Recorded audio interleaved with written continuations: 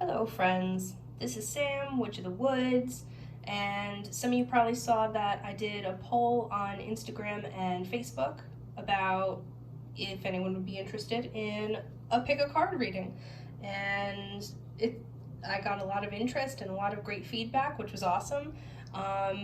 Someone actually had suggested that I do these a while back, and at the time I wasn't familiar with the pick a card readings, but I've seen some and they've been really cool, and just the whole idea of kind of getting to pick your own reading and you know, see how it hits, I just think is really neat. And I've seen some really neat ones online, and hopefully for those of you who watch this, you'll find something that resonates as well. So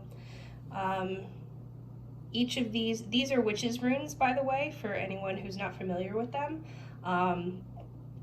Some of you are probably familiar with Norse or Viking runes that tend to be carved on stones or things like that, and there's all those to call them Viking letters is probably not the right thing, but the Norse or the Nordic alphabet, and all the symbolism that they embody. Well, there's witches runes also, and these are carved on cedar, I believe.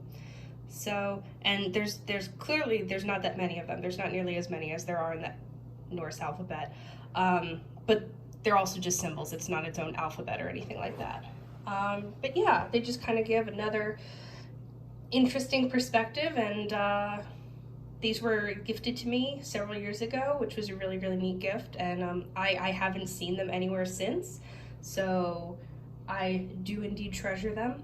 But yeah, so we're going to use them today as part of the reading, but also to pick your piles. So pile 1 is the corn,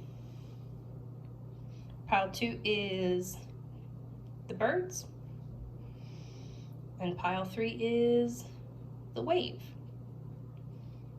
And the markings on the runes aren't dictating what each pile is going to be about. So, just pick the image that resonates with you, or the number that resonates with you, or the timestamp below the video that resonates with you, and I'll see you for your reading. Hello, pile 1. You picked the corn on the witches runes, and we're going to dive in today and get you some cards. Just what is the message that you need to hear right now? We'll pull some tarot cards, we'll pull some oracle cards. I've got some really nifty oracle cards, and we will throw the runes as well. So let's just jump right in.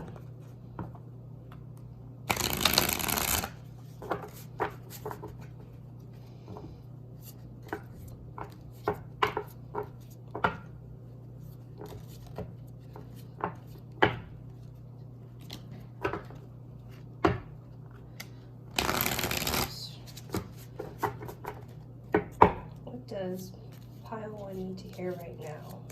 What does pile 1 need to hear right now?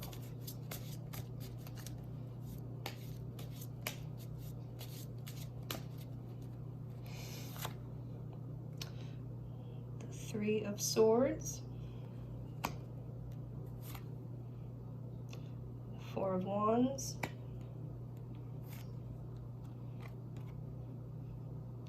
the 8 of Swords,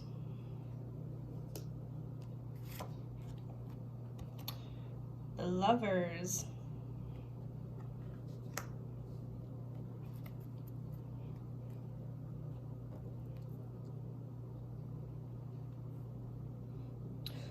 so the first thing that I'm getting here is that this might have to do with some sort of relationship. I mean, even though the Lovers comes up, it's not necessarily a romantic relationship, although I would definitely lean in that direction. Even though the Lovers comes up, it could be a platonic friendship, it could be a work relationship, things like that. Just some kind of disharmony going on within the context of that relationship. For some of you, it may actually indicate actual heartbreak and just, kind of an overall sense of melancholy. And on a side note, like this tarot is the fairy tale tarot. So if any of you are familiar with like the Rider-Waite deck, this card, the Three of Swords, is typically a heart in the sky with three swords piercing it, and it is known as the heartbreak card.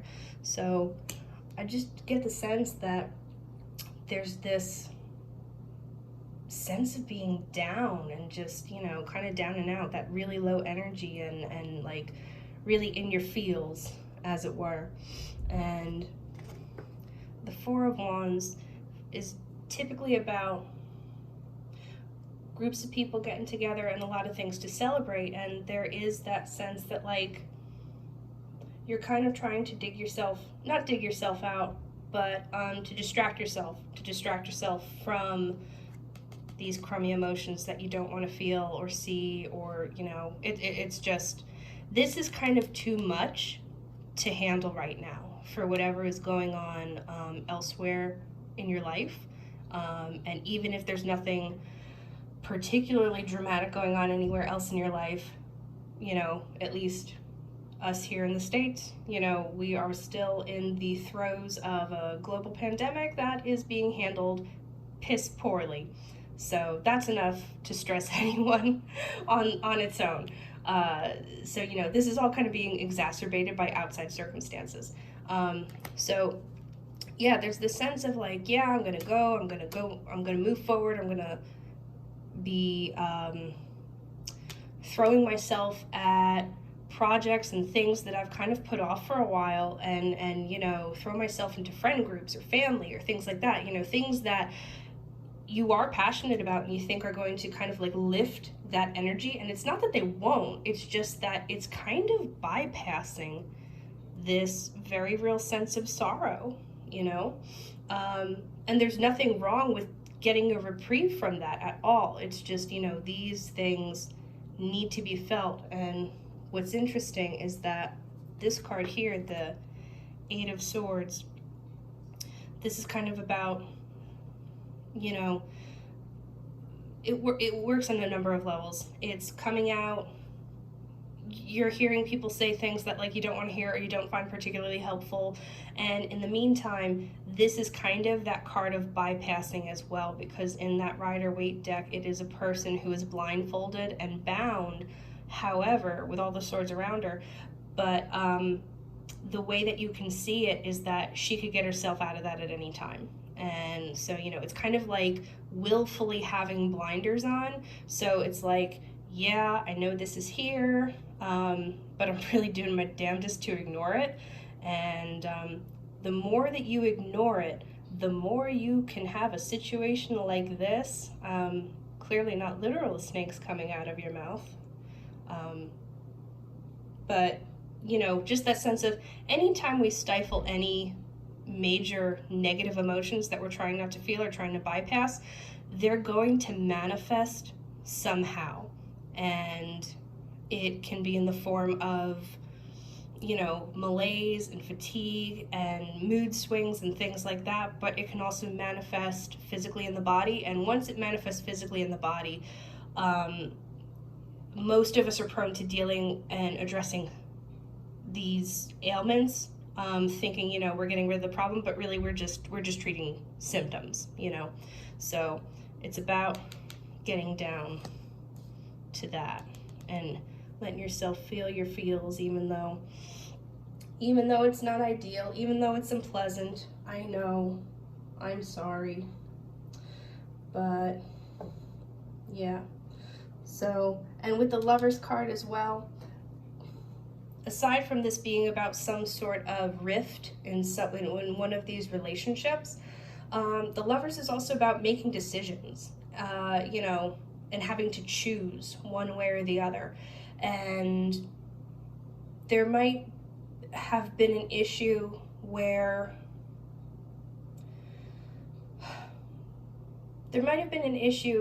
you kind of came to a fork in the road and we're just trying to figure out, you know, this is, oh my gosh, what is the phrase? Not the pedal, where the rubber meets the road, not the pedal to the metal.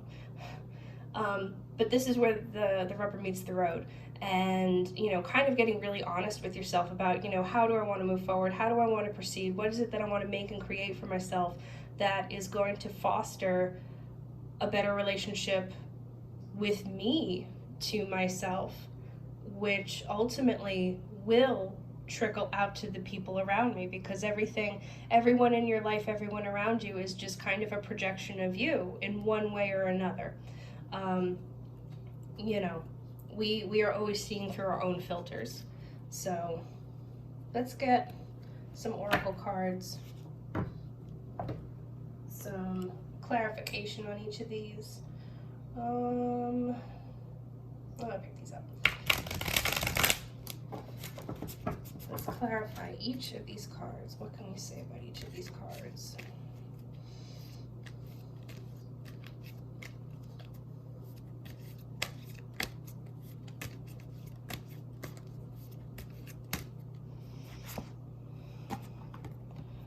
Clarify the Three of Swords. Relax the hold of darkness and be at cause. Wow. I don't mean to laugh, but that is so appropriate for that. Relax the hold of darkness and be at cause. So it might seem almost like counterintuitive to what I said in terms of like just feel your feelings and allow them to be, because it's saying relax the hold of darkness and be at cause. It's not that. Relaxing the hold of darkness is that resistance that keeps us like, no, no, no, I'm not going to do that, not going to do that, not going to go there. Because there's a philosopher by the name of Alan Watts, and he wrote something once that for us, you know, we kind of break things down in terms of negative experiences and positive experiences, and obviously we're all striving to have positive experiences. However, if we are striving for a positive experience and we're not feeling it, or we're pushing for it, then that's a negative experience. Whereas if you have a negative experience, but you make the effort or go through the steps to accept it, that is actually a positive experience. And, you know, that's philosophy is not my thing, and it is not my game, so it might not be something everyone can wrap their heads around per se, but that's what that says to me, is that the darkness is that grasping for the positive experiences in trying to ignore that. And so, you know, letting that release, and once you can kind of release that resistance and kind of be in that acceptance, it's going to flow through you. You know, this is always temporary. I know it never feels like it in the moment, and I know it always is so fucking obnoxious when people say stuff like that, because believe me, I feel that too. But if you're able to do that, then you can arrive at that place of being at cause, where, you know, when you do these things, when you gun for these experiences, then you can really be present in them, and you can really appreciate them, and you can really thrive and flourish, where this is, you know, the longer that you try to get rid of that without really acknowledging it, it's going to hold you back. So let's clarify Four of Wands.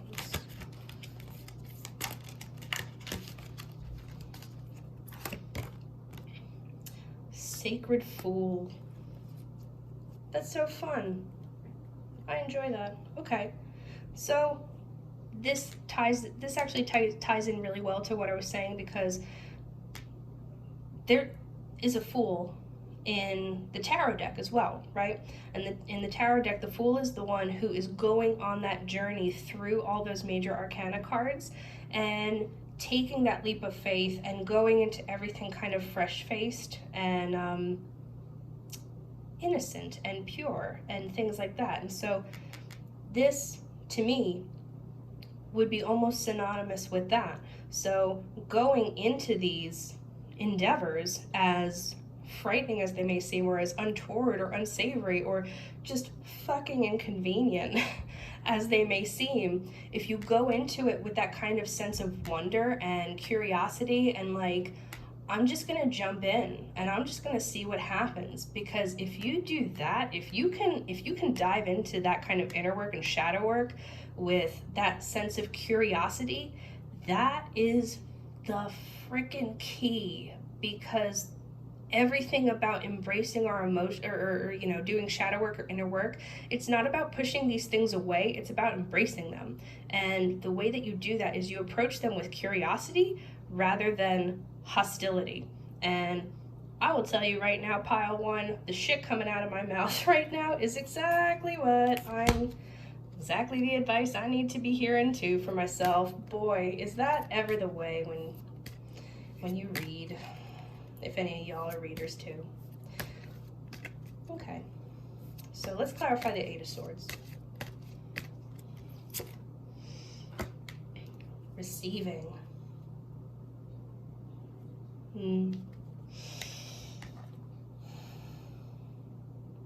So what's interesting here is that it kind of looks actually like she's taking this in, whereas in this, she's purging, she's regurgitating all of this toxicity, all of this garbage that's not serving her.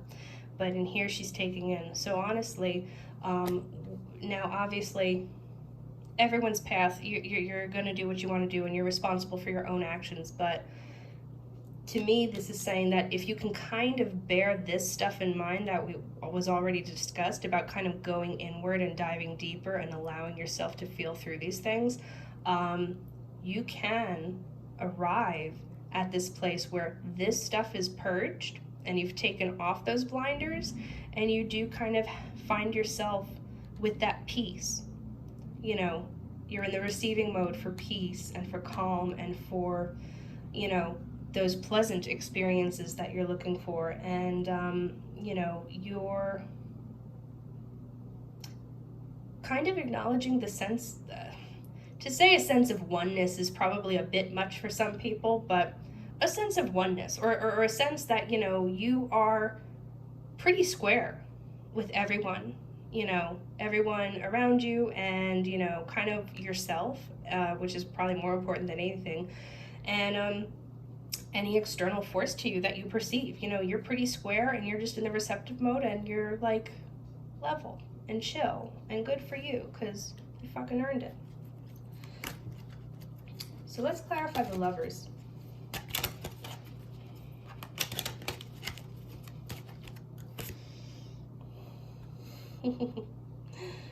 New birth, guarded vigilantly.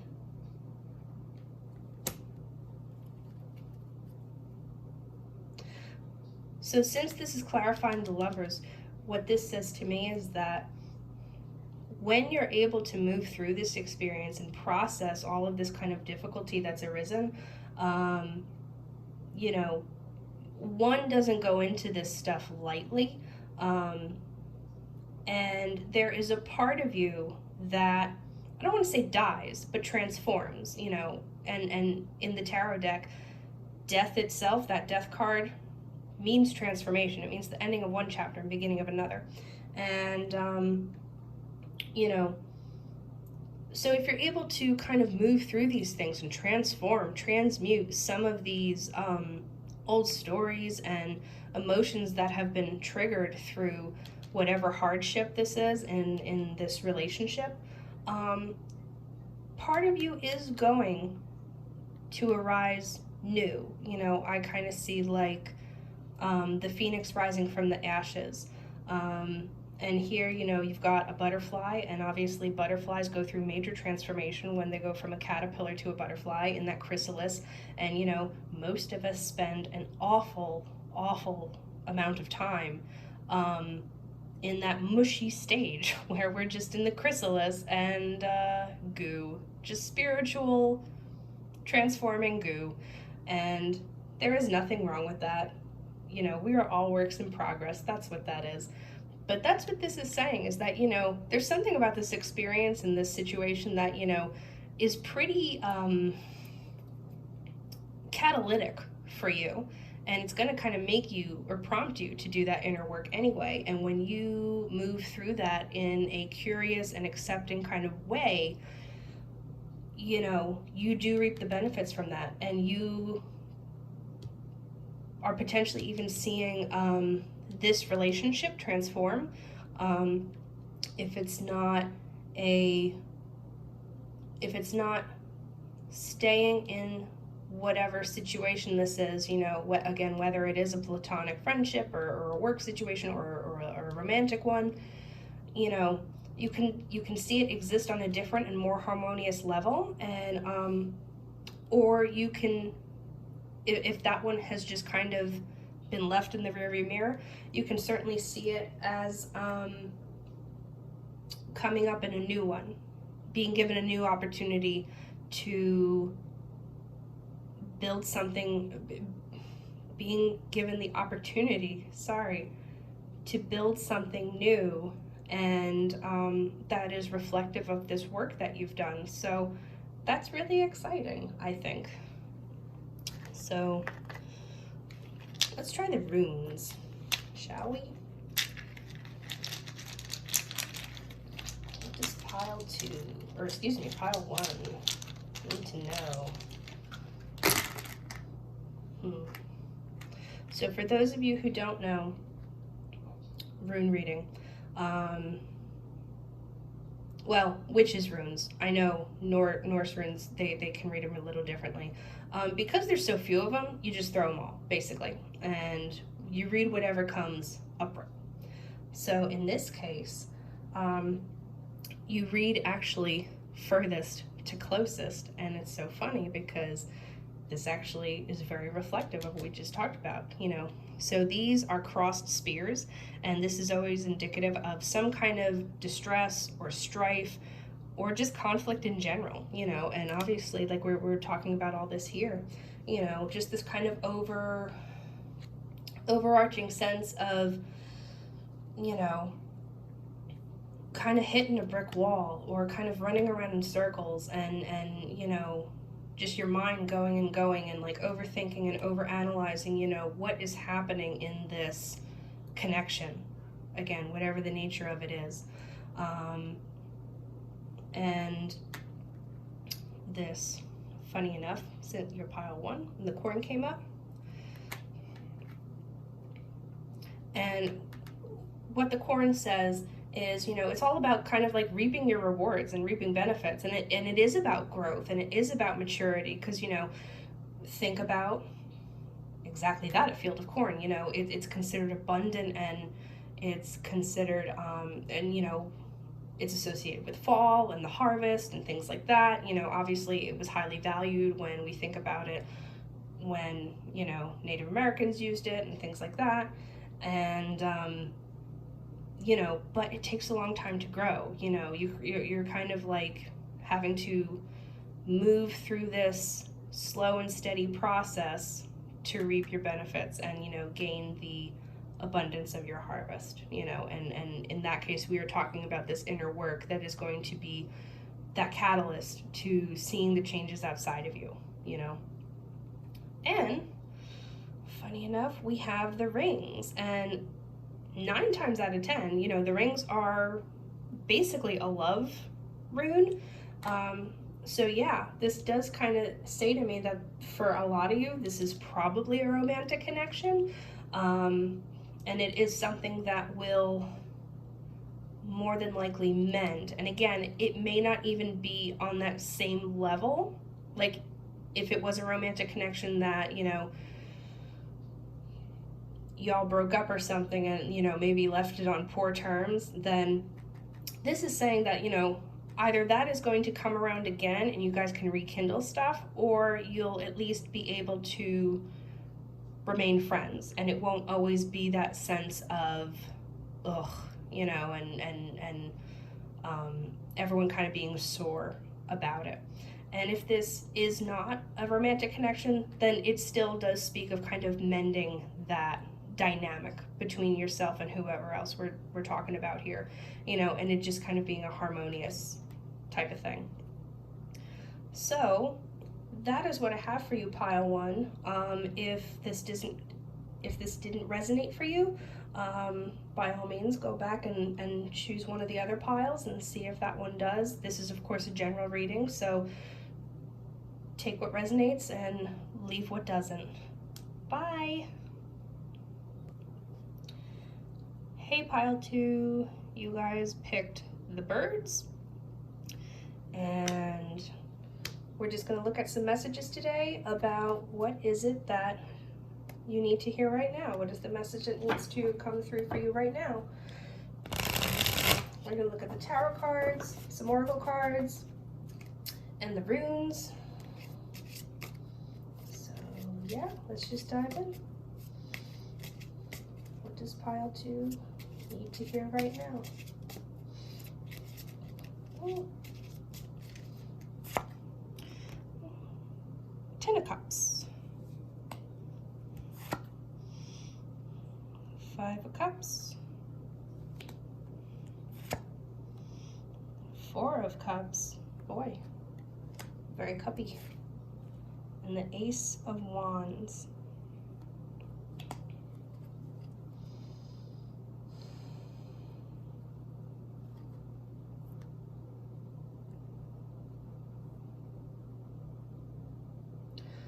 The first impression that I'm getting is that there was something new,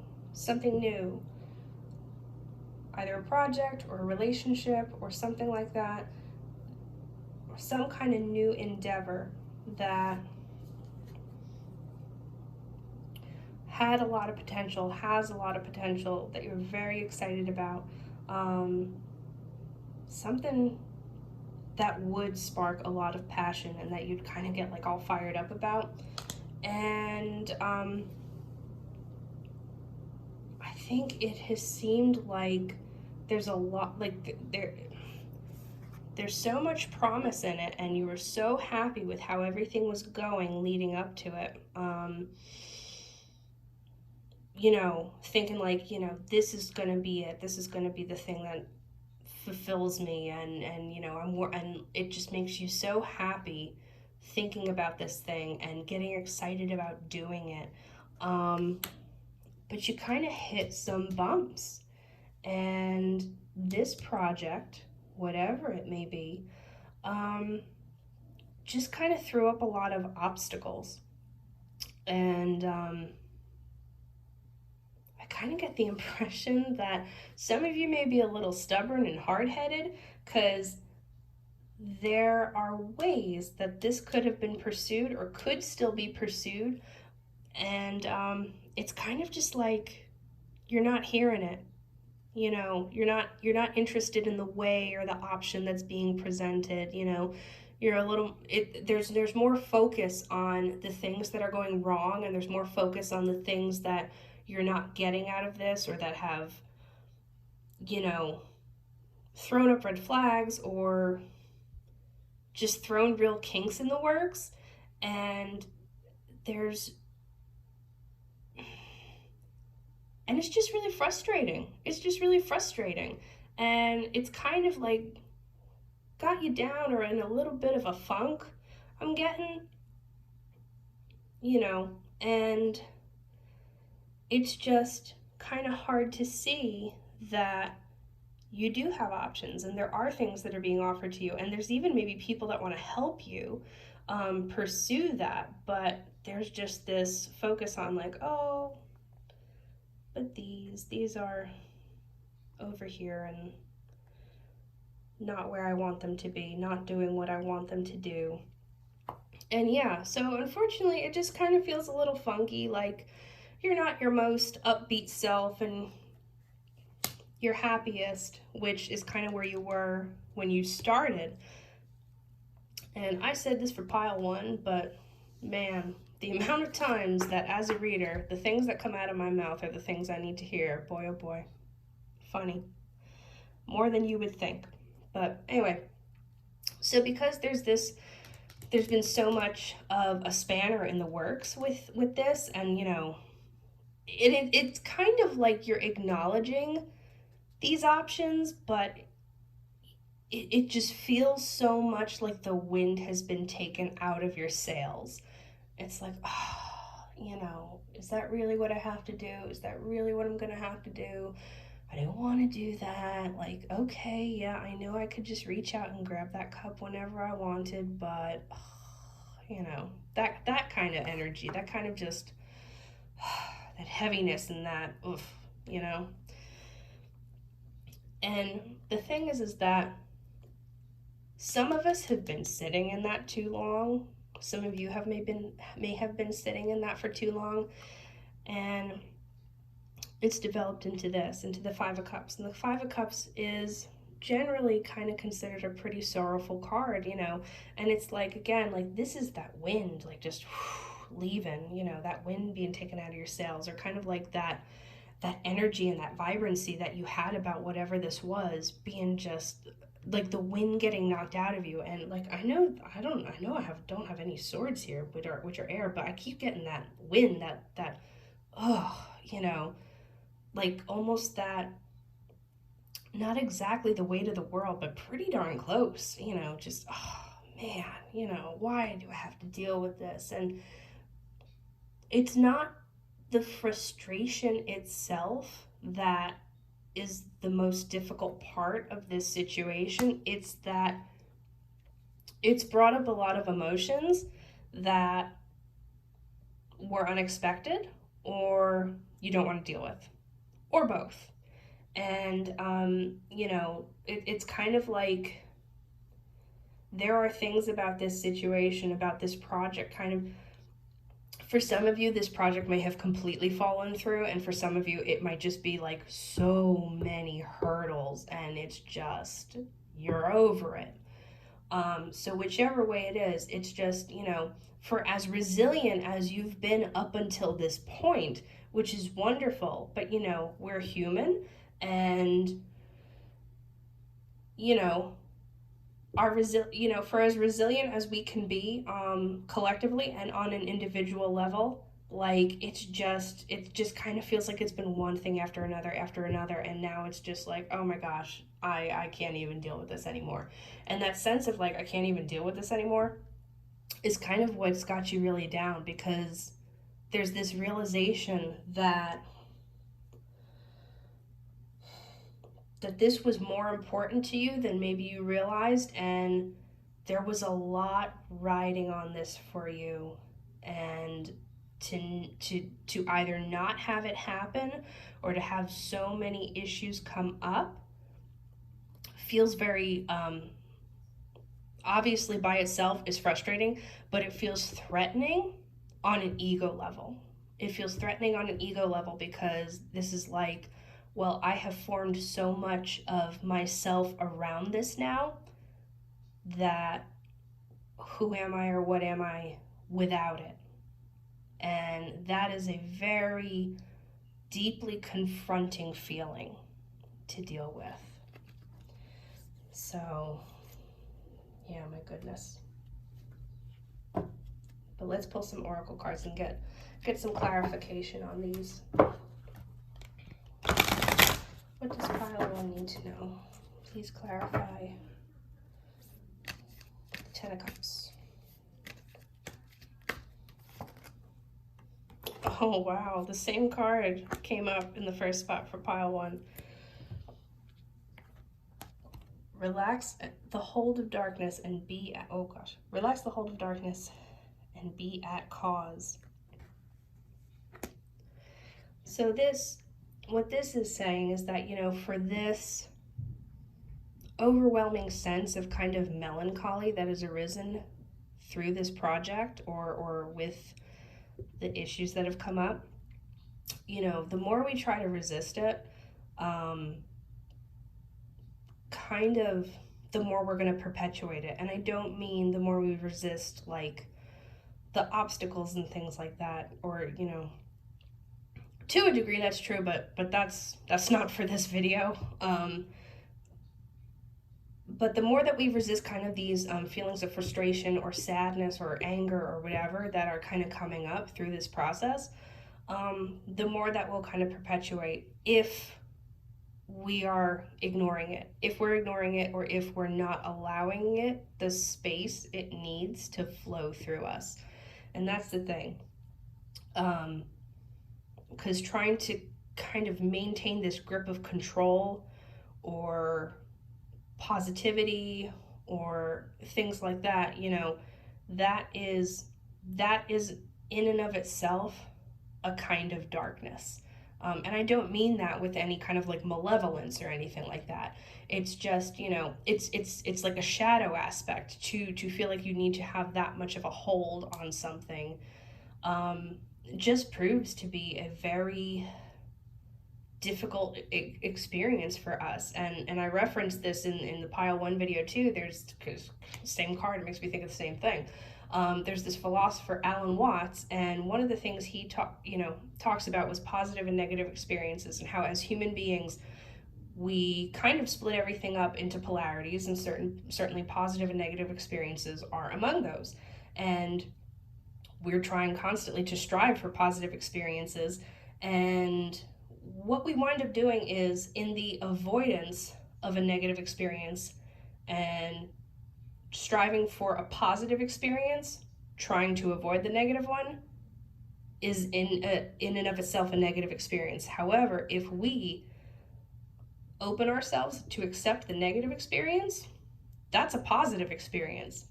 So again, as I said to pile one, philosophy is not really my thing. But, and you know, I can get my head around that. So I apologize if that is not everyone's cup of tea. I totally get it. But I do think it's very appropriate for what this is. Pile two. Let's clarify the Five of Cups for pile two.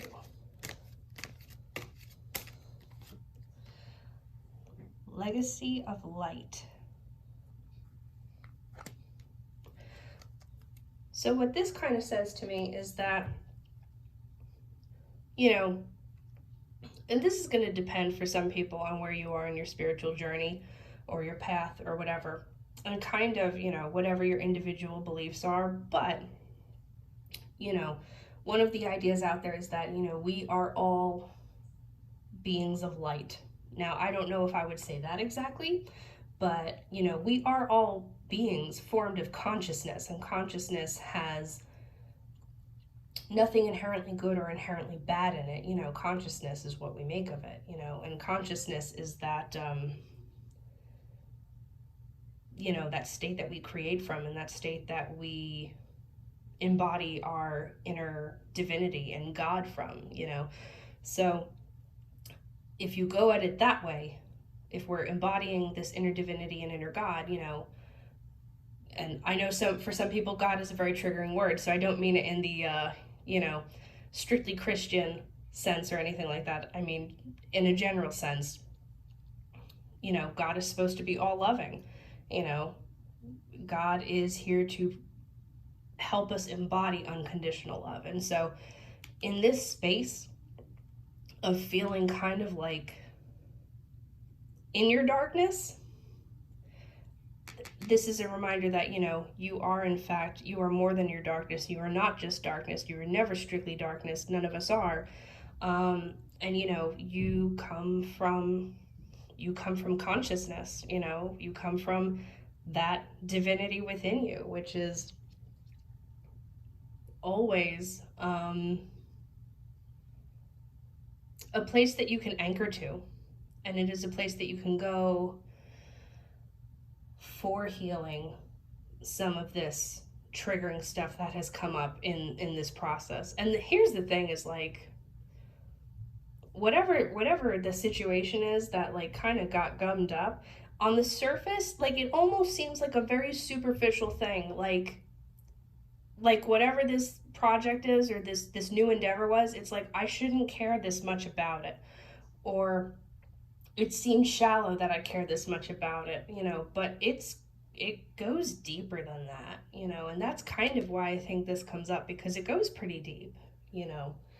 Whatever foundations you have found shaken, you can always go back to this, that you do have this within you. You do have this consciousness and this light and, you know, everything in you to combat and to heal and to integrate all of these things. So let's clarify Four of Cups. Four of Cups for pile 2.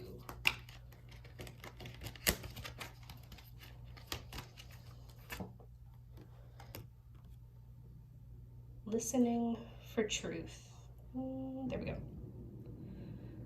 Listening for truth. So I think what you're doing here, since it's clarifying the Four of Cups, you are actually taking in these options, whatever they are. You are actually considering some of these options. You are considering some of the help that is being extended to you. And it's something that you are not doing lightly. You're having to kind of like get quiet with yourself about it. And, you know, again, like really listen for that truth. I mean, she's got the seashell held up to her ear here, like when you listen to the ocean. And I think it's really funny because ocean, water, and the cup suit is water, you know. So this is not only listening on a real world level to the options being afforded to you right now, but really trying to tap into your intuition and your feelings, because again, that's what the cup suit is all about. And you know, 3/4 of these cards that came up were cups. And just really trying to find the truth in those things, really trying to find the truth in what resonates for you now and what doesn't.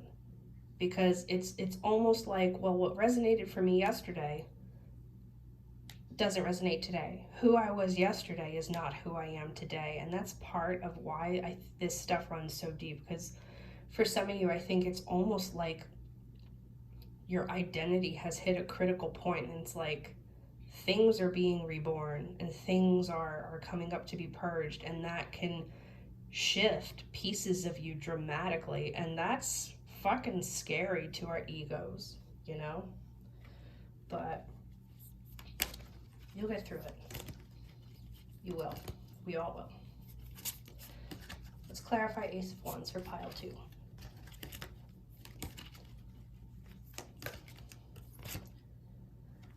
Releasing allegiances. Look at, oh, I can't tell if she has bees on her or flies. Releasing allegiances. I'm gonna have to get the book for that one. Let's grab that book. This is the Sacred Rebel Oracle, by the way. What does she have?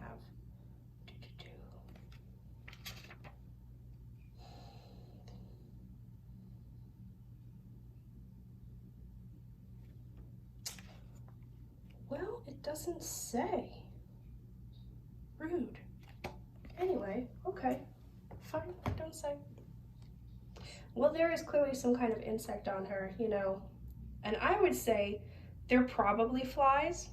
I'm taking them more as flies because it's almost like if you're, like they're hanging out on her, like they're, you know, flies are drawn to garbage. And obviously there's a joke in here if you're watching this upon its release due to recent events. But, you know, flies are drawn to yucky stuff. And, you know, if we're, you know, and it's a dark card, it's in black and white, she's in the fetal position. If we're talking about releasing our allegiances, you know, we're kind of releasing all that garbage that doesn't serve us anymore, you know. So if this project that kind of wound up standing for a lot for you, or having a lot of meaning for you, maybe more than you knew, there are maybe some egoic things in there that need to be released in order for you to kind of move into your next newest self, you know. And it's not that there was anything wrong with this pursuit, not at all, not at all. Please don't take it that way.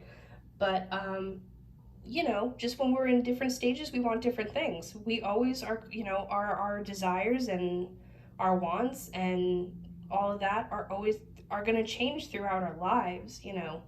So I know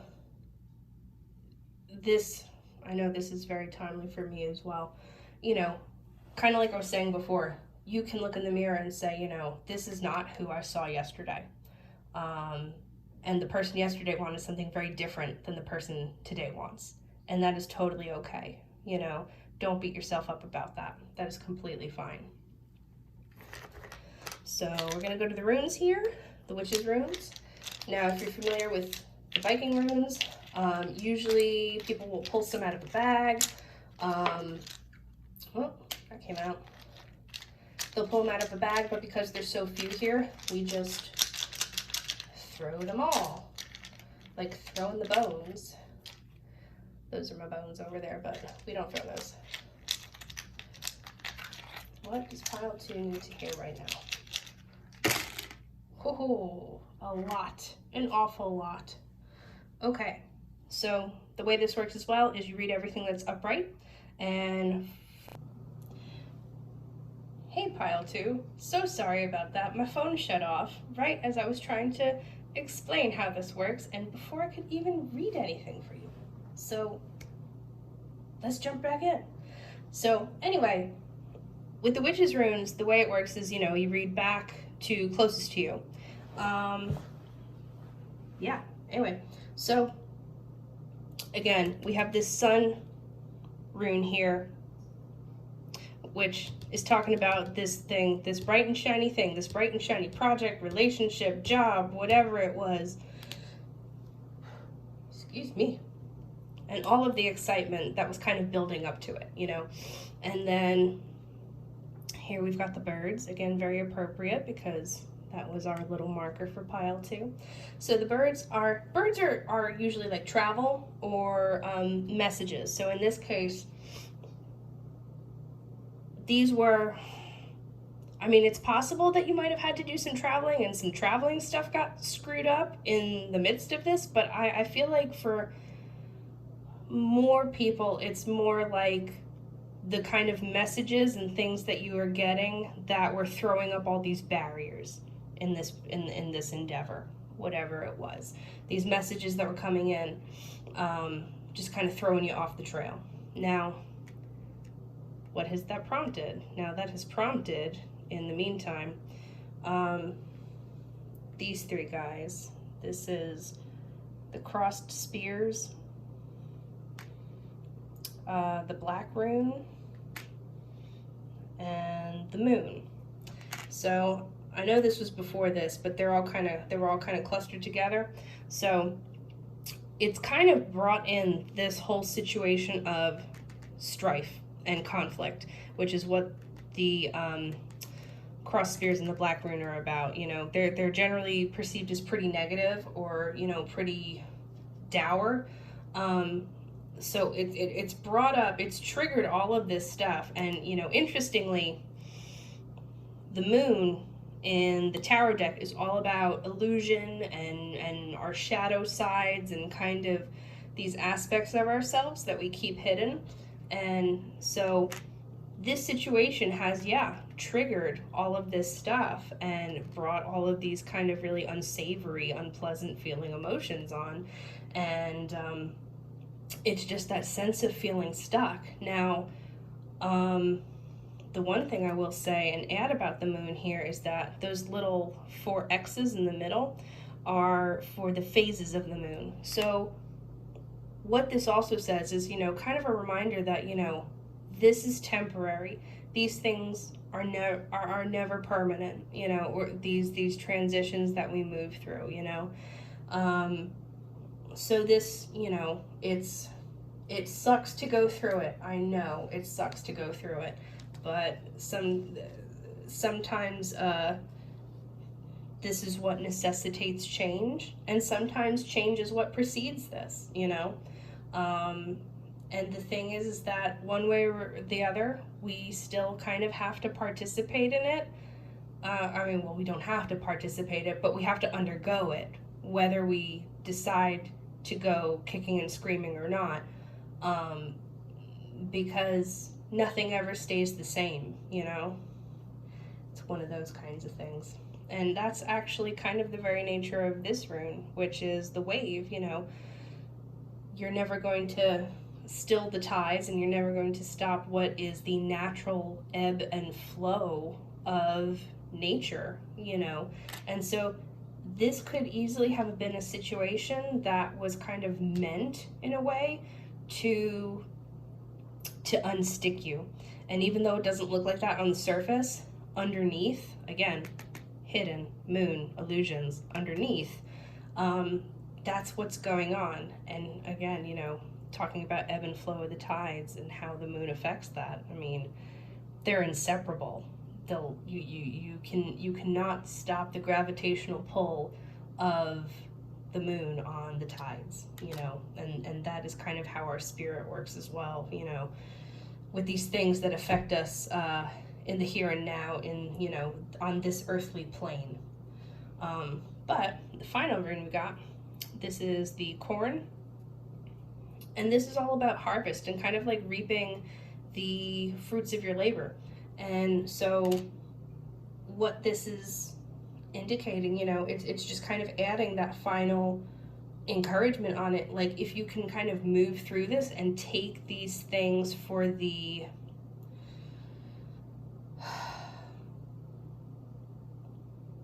lesson, I hate to call them lessons because that annoys the bejesus out of me. But if you can take these things for the experiences and situations that they are, and try to accept them on a base level, when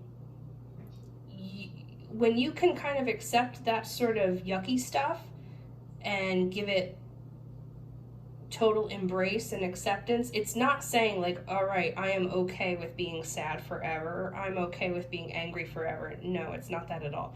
It's saying, I allow myself to see and experience this and witness it, and acknowledge that it is a part of myself, no matter how taboo or shunned those kinds of things are in society. Because I mean, yeah, okay, we all know everyone gets angry, we all know everyone gets sad, but think about how much we try to deter people or try to like uplift people out of sadness. And it's like, you know, we don't try to get happy people down. Okay, I mean, some motherfuckers do, but that's not really what happens more often than not.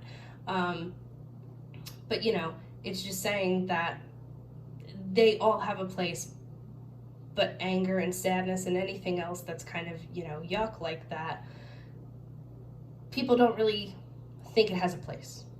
All saying it does have a place, and if you can kind of embrace that, you know, those sorts of things take up so much psychic energy. And again, it's not to say don't feel them or don't do them, but if you can embrace them and let them flow through you, you manage to release a lot of that psychic energy, and you know, which in turn can help you build more of this kind of stuff that is going to be more deeply fulfilling, and you know, building you more toward what it is you're working for, you know, your future, you know, your next big job, your next big relationship, you know, whatever it may be.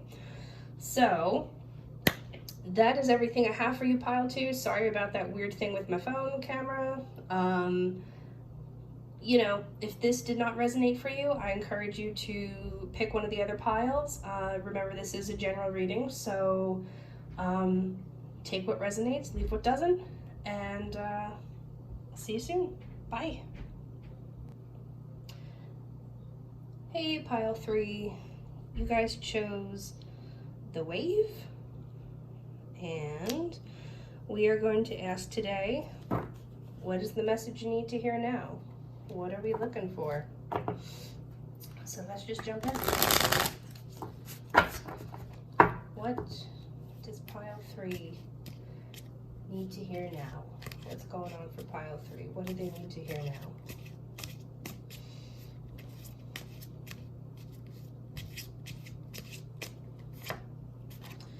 We have the 2 of Wands,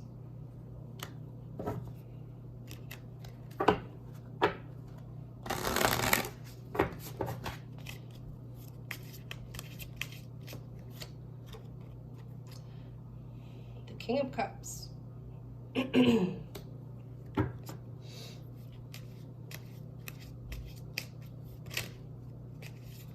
We have the Nine of Pentacles.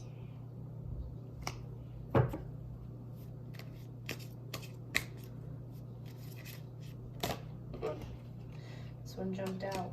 I have to take this one. The Eight of Pentacles.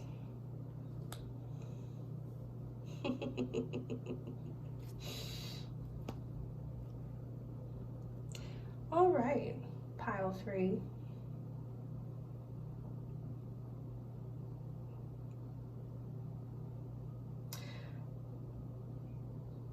I'm getting that this is, I mean, honestly, this is probably the most optimistic pile that I've done out of all of these. It honestly kind of seems like this is leaning more toward either your financial or job situation, or potentially even people who are like going to school or doing some kind of like educational program or training or something like that. Like there's something you've been working toward doing that has come to fruition, or that it's on the cusp of coming to fruition. And the reason I say that, so this card here, the Eight of Pentacles.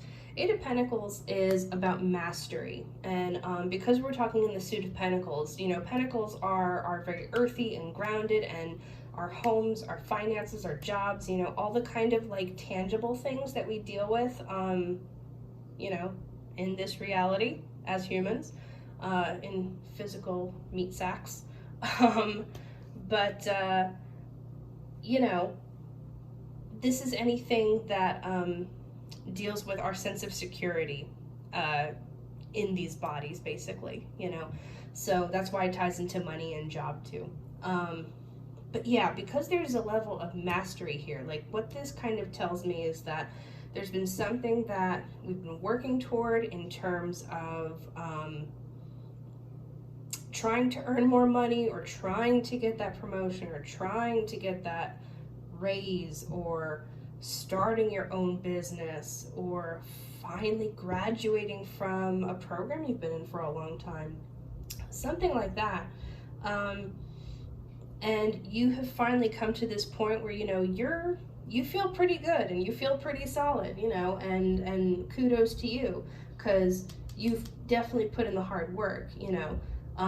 You have gained a lot of wisdom in this process, and there's been a part of this process that you've had to like strategize over or get very clever about. So, you know, that's kind of like a fun side quest or a side benefit, you know, that you've also kind of gained this in the interim, you know, which isn't directly applicable to whatever this endeavor is. It's just kind of a fun side thing, like, you know, having to use your you know, rely on your wit or your wiles or whatever, which kind of parlays into the rest of your life too, which, you know, keeps things interesting. So what I see coming up here though is, even though we've got this level of mastery going on and we're going in a good direction, what I see with this thing, the Two of Wands. The Two of Wands is about kind of being sorted, or having to sort between two choices, or kind of weighing your options or weighing your decisions, you know, because it seems like there's a couple different ways you can go with whatever this is. Maybe it's, do I stay at this job that pays me well, or do I start my own business? Or do I, you know, I'm graduating university and I can pick a job right off the bat that is exactly what I went to school for, exactly my major, or, oh, you know, maybe that's not going to be as fulfilling now, and I want to go run off with the circus. And, you know, and I don't say that flippantly. I know people who have done that. You know, just kind of being torn between two poles, and weighing, like I said, weighing all your options. And it's not that there's one that's better than the other. It's not that, you know, one's good and one's bad. It's nothing like that. It's just, you know, what is going to be more fulfilling? And that is something only you can know for you. That's the thing. So like, here's the King of Cups, and the King of Cups is he's a very he's an emotionally mature king with the ability to trust himself to make decisions based on his emotions. Now there is this need to kind of tread carefully sometimes, just because he is such an emotional king, he can also kind of get caught up in make more reactive decisions, like based out of anger or frustration or sadness or something like that. You know, because he is such an emotional king. Yeah, I mean, he can trust his intuition, trust that, you know, what vibes with him is going to work, and feel really confident in that. It's just those are kind of more like shadow aspects. But yeah, so like, if you're weighing between these couple decisions or these options that you have, then really your job here is to embody that king who can trust himself, who can trust his intuition and his emotions to lead to that fulfilling experience and that abundance that you can see in a more concrete way in your life, which is this card. This card is about that kind of sense of, usually it's like financial independence, which certainly could be the case here, but again, not for everyone necessarily, but it is that sense of earthly well-being, feeling good in your body, feeling good in your home, feeling, you know, solid and secure in your money. And that's not to say that like you're the richest bitch on the block or anything like that, you know, and it's not to say like my body is fucking rocking, you know, at XYZ, you know, it's whatever that well-being means to you, you know. Like, I live in a small apartment, but honestly, I'm jazzed about living in my apartment. It is totally fine, you know. It's just, it's whatever it is to you, really and truly. And just allowing yourself to feel really good about it. Like, there's no shame in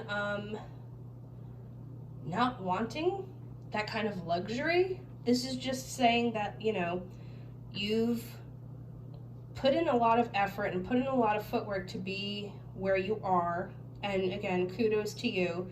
You do have some stuff that you kind of have to sort out right now, but you really got to follow your gut about it. And if you do that, you're going to be in a pretty sweet position. So I'm going to pull some oracle cards to clarify these. And I did not use these in the last two readings, but I want to use them now. It feels like I should use them now because they're Alice in Wonderland cards and they're pretty darn cool.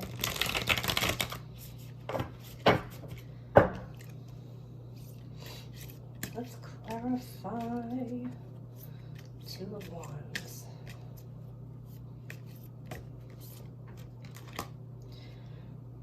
I wonder what will happen next. Ready to adventure, precipice of change, pause before action. Oh, well, yeah, that's very appropriate. Because if we're clarifying that Two of Wands, you know, that's that. I mean, yeah, it's the precipice of change if we're choosing between two different things, right? You know, because once you make that decision, this pause, this precipice of change, once you make that decision, you're going on to that next adventure, aren't you? Right? And I don't know, for some reason, the blue in her dress is really standing out to me right now, and blue is the throat chakra, for those of you who are familiar with that. And I feel like this is, you know, once you decide, it's kind of like you'll feel like you're really speaking your truth once you do that, or once you get to that point. So that's exciting. Let's clarify the King of Cups. Excuse me.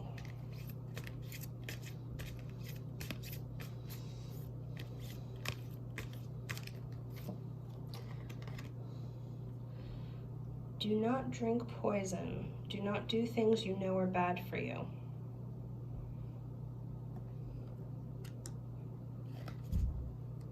So this speaks to the other side of following your intuition, you know, and not ignoring red flags and things like that.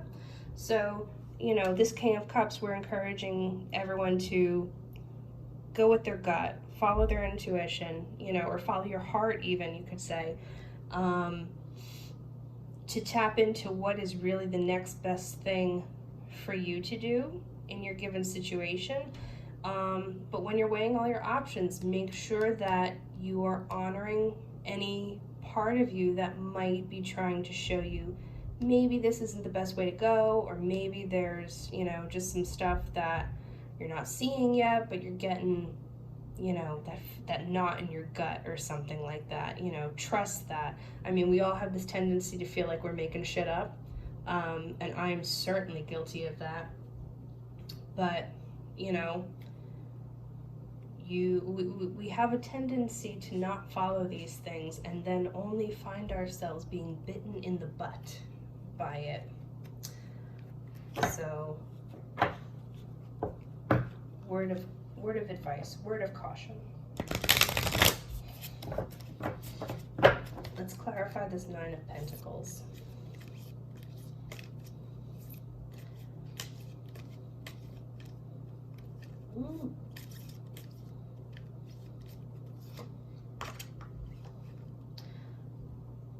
Nature communication, flower energies, fairy energies, elemental messengers.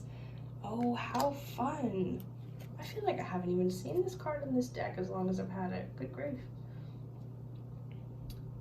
So, nature communication, clarifying that Nine of Pentacles. So,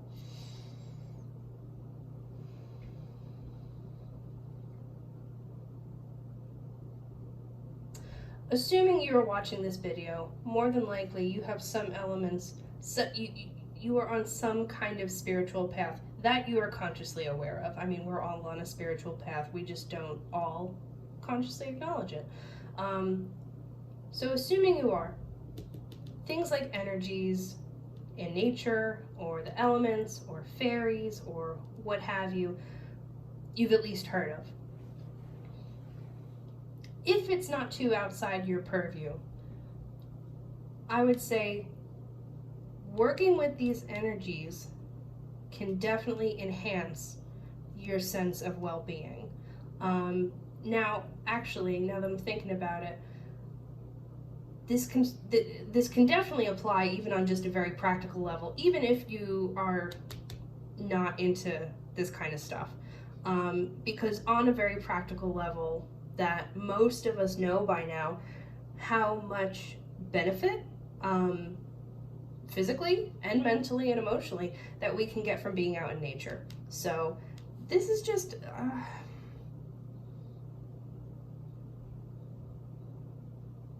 this can be a really good way to, there's a fly, sorry. This can be a really good way to clear your head if you're kind of trying to have that inner dialogue about which way do you go, what's the next step, trying to tap into your intuition or to what feels best in your gut. Yeah, get out in nature, you know, whether it's the park or the woods or the beach or a lake or what the heck ever. I mean, if it's your backyard, you know, again, I live in an apartment, just going out on the balcony with my plants, I mean, sometimes it's all I can get, but it can be enough, like for real. Because all of that is supposed to be very, you know, stress reducing. It helps us release a lot of negative stuff energetically in our bodies. You know, if you've ever heard of earthing, like when you take your socks off and you put your bare feet on the ground, like really and truly, the earth does absorb a lot of that kind of excess negative junk that does not benefit us by hanging around in our physical bodies. So doing something of that nature, if you're just more practically minded, is certainly not going to hurt anything, and is going to enhance that sense of well-being and clear your head to kind of make these decisions and, you know, see the road ahead.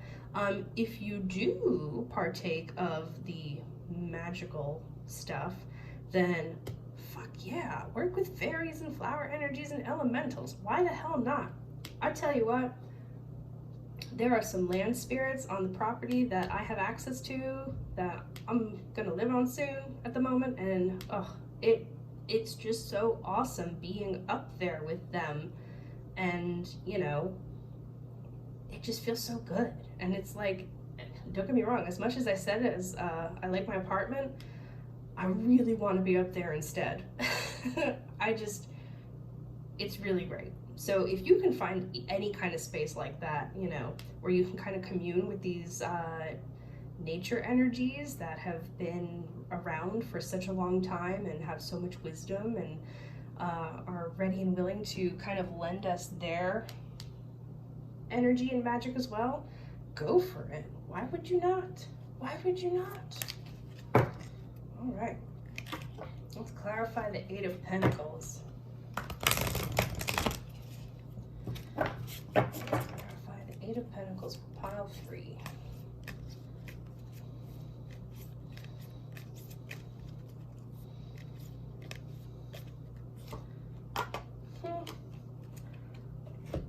Uncertainty. Choose who you will become. Well, here we are again, friends, with the choices and uncertainty. Har har.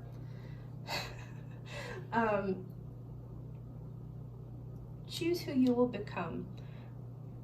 I don't mean to make light of it, sorry, because this is probably somewhat distressing for some people.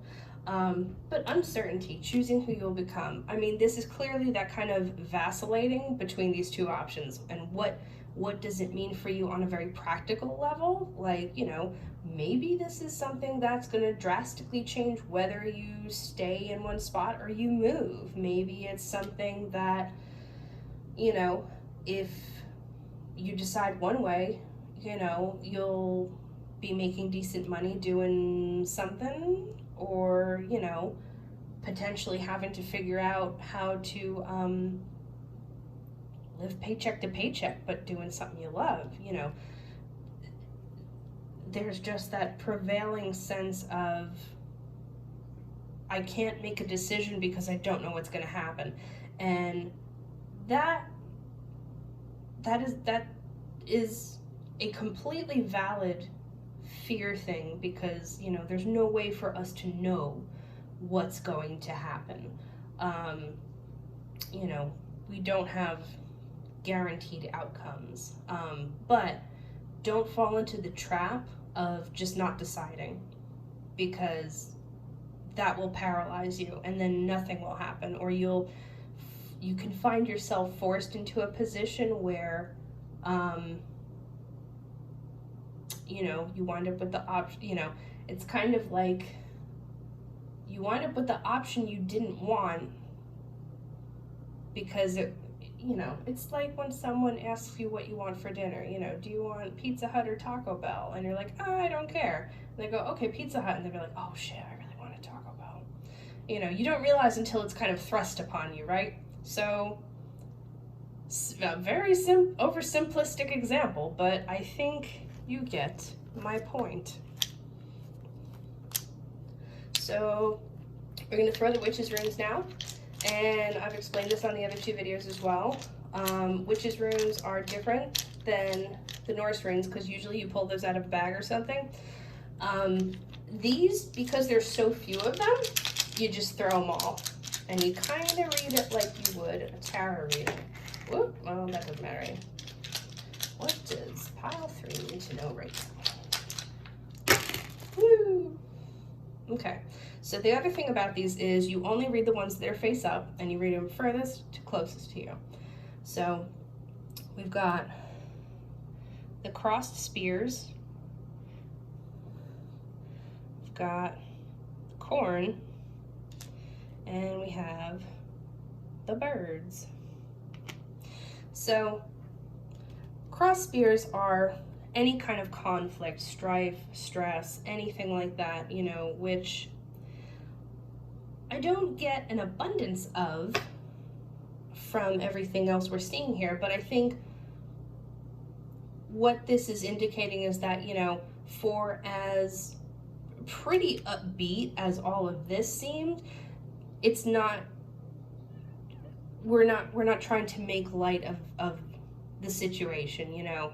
There clearly is a certain degree of stress that comes up with this, especially with so much uncertainty, you know. That's more than natural and more than understandable.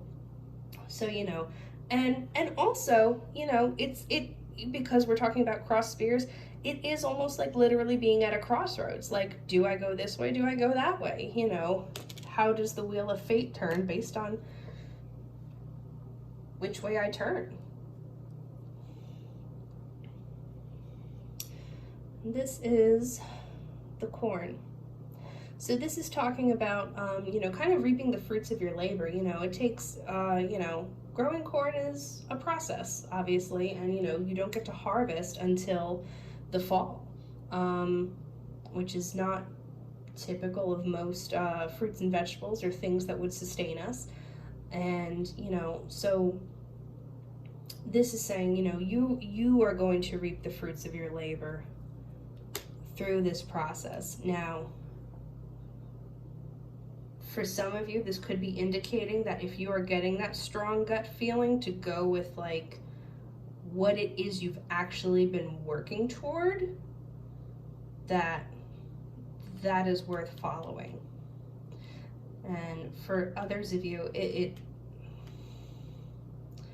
it's moreover indicating that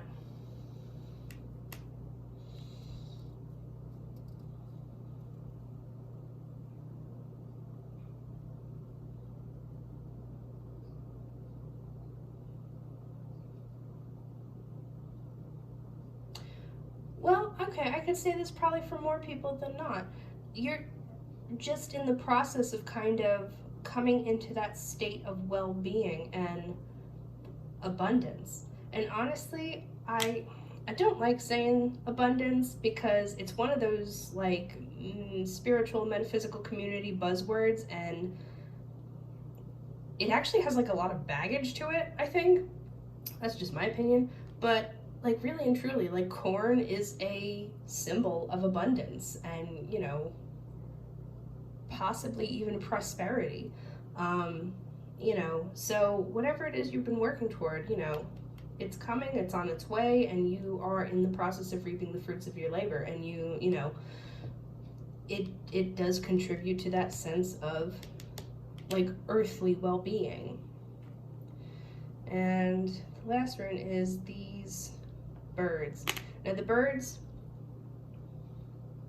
can mean travel, and for some of you it will mean travel. That, you know, again, we're talking about a situation that, you know, I think I even gave the example before, you know, you might find yourself having to travel for a job versus, or a relationship, or some kind of, you know, passion project, rather than stay put, you know, and kind of all the implications of that. So, you know, for some of you, it will be the travel thing, and others of you,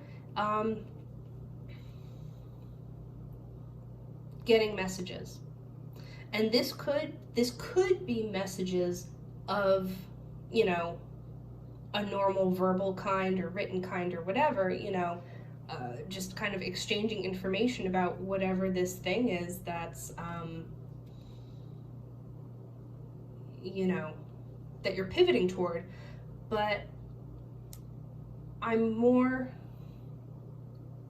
apt to think that this is messages from your own soul, intuition, inner self, whatever you want to call it, because we're talking about it up here, and it actually fell like pretty, it fell right on those two. which was talking about intuition and trusting your gut. So listening to those messages that you're getting from yourself is going to be big. You know, like this is really an exercise in trusting yourself and going, kind of just going inward, to find your own truth in your path. You know, it's one of those things, like, really and truly, we don't need, like, all of the answers are inside us, and that sounds like one of those very trite, kind of superficial things to say, but, you know, if we all are consciousness and all that fun stuff, which we are, then we do. So I will end it on that note, pile 3. Thanks for watching. Bear in mind, this is a general reading, so if it didn't resonate, by all means pick one of the other piles and take a gander. And, you know, that being said, take what resonates, discard what doesn't, and until next time, bye!